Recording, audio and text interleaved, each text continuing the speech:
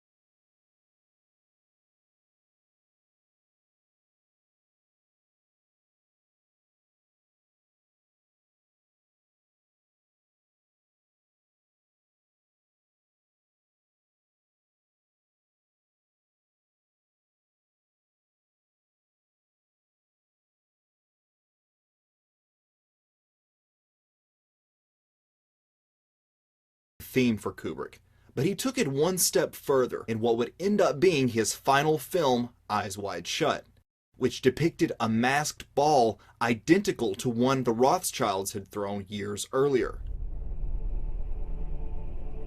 The year was 1972, and the Rothschild mansion outside of Paris looked like it was in flames. Huge flickering orange lights projected a fiery inferno across the main edifice. It was all part of the preparation for a masked ball they were hosting, and the guest list read like a who's who of the Illuminati. Artists, fashion designers, celebrities, and royalty were greeted by men in cat masks who guided them to the main room, where Marie Helen de Rothschild waited, wearing an elaborate deer head mask with ornate horns jutting from the top. Horned masks have historically been part of ancient pagan rituals.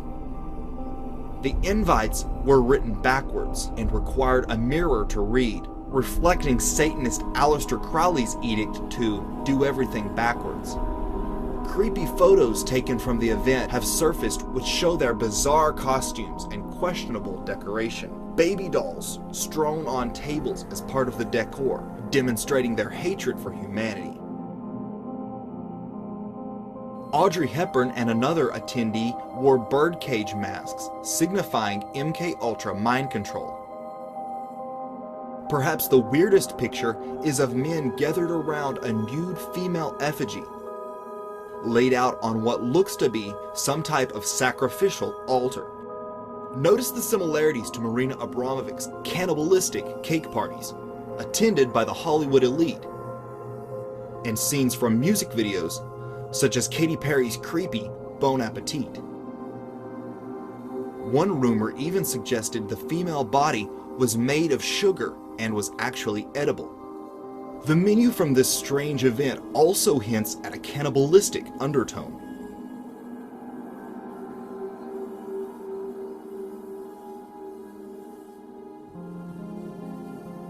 Sirloin, for instance, is spelled out sirloin, like it is a person's name. And another menu item refers to an exquisite cadaver. A scene that could have been the climax of the entire movie, one that made all others make sense. After all, it was important enough that Kubrick refused to remove it. I got a said that he heard yelling for about 45 minutes, screaming and yelling, and he heard Kubrick say that, you can't change my film. It's in my contract.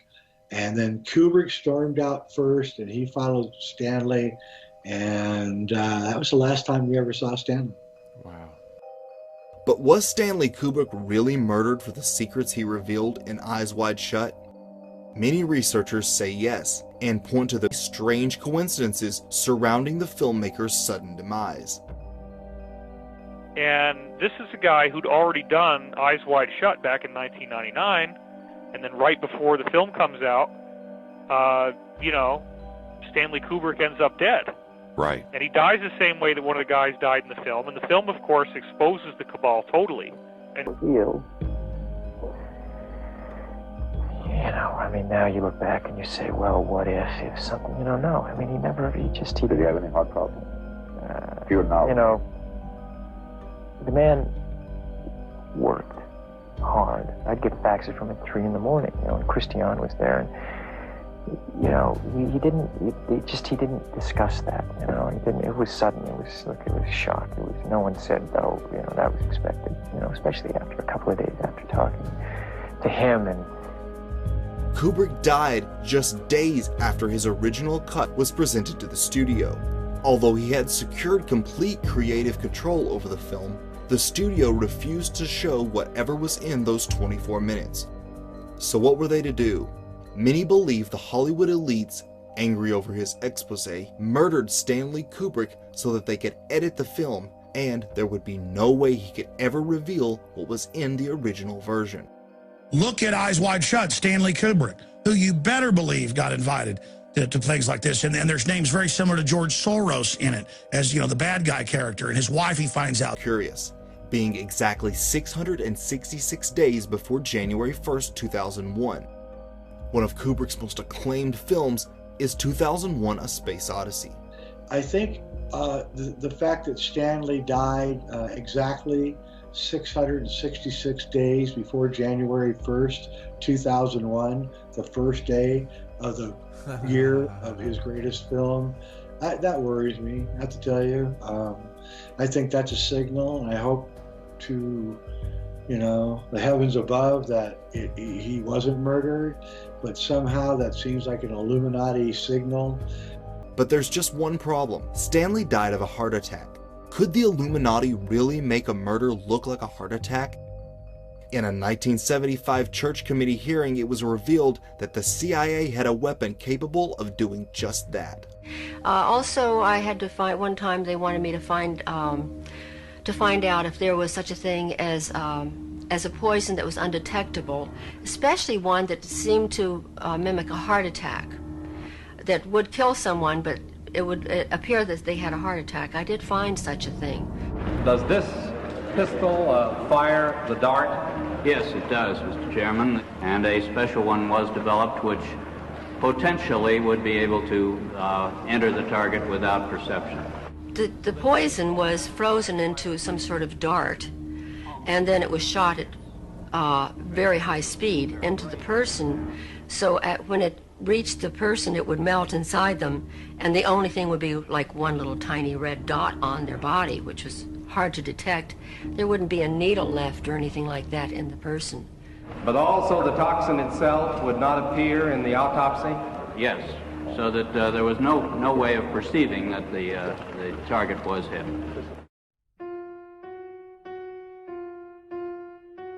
What? No verifiable information is available. However, most rumors contend that it had something to do with the shocking Illuminati mansion party. This type of event actually dates back to ancient times, such as the Greek and Roman Bacchanalia festival, which involved masked orgies as part of the invocation of pagan gods. The old-moneyed European aristocrats have been secretly attending such events for hundreds of years. In fact, Traum Novelle, the story from which Kubrick based the screenplay, was about a couple who experiences a similar party in upper-class Austria around the turn of the century. Austria is near the Bavarian region of Germany, where the original Bavarian Illuminati was founded, and their association with the Cabal.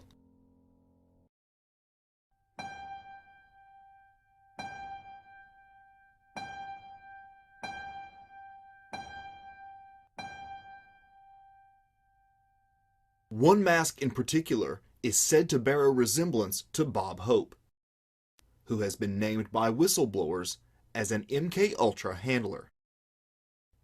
Before today, you refrained from naming names. Would you like to tell us who was involved in these various activities that you've described before? Yes, I would, Ted.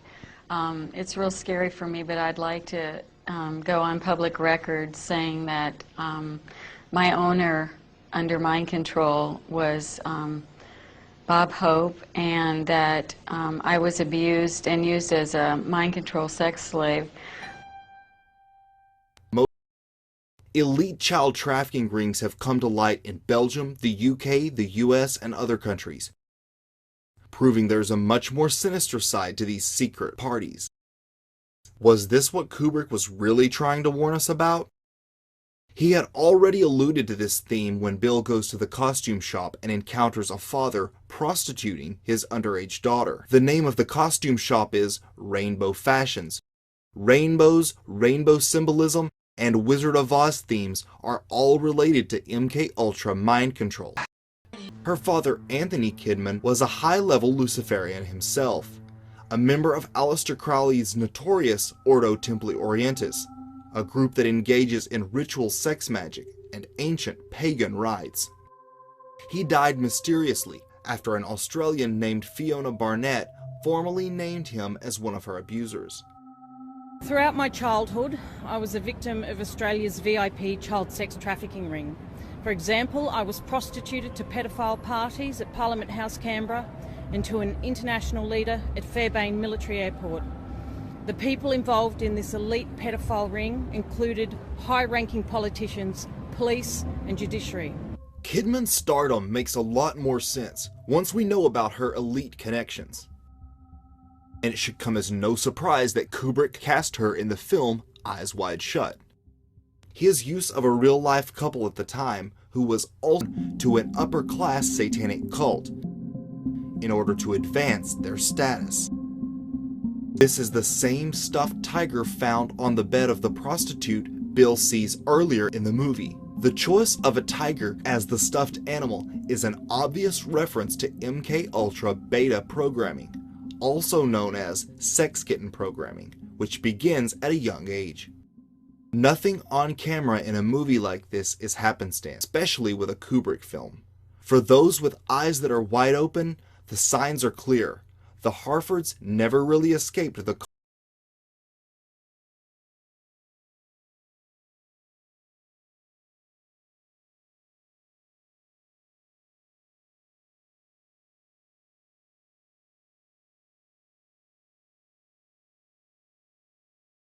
revealing such secrets is a dangerous game, one that for Kubrick may have proved section. Thank you so much for watching. Be sure to like and subscribe. As always, a special thanks to my patrons at patreon.com for supporting independent media that exposes the truth.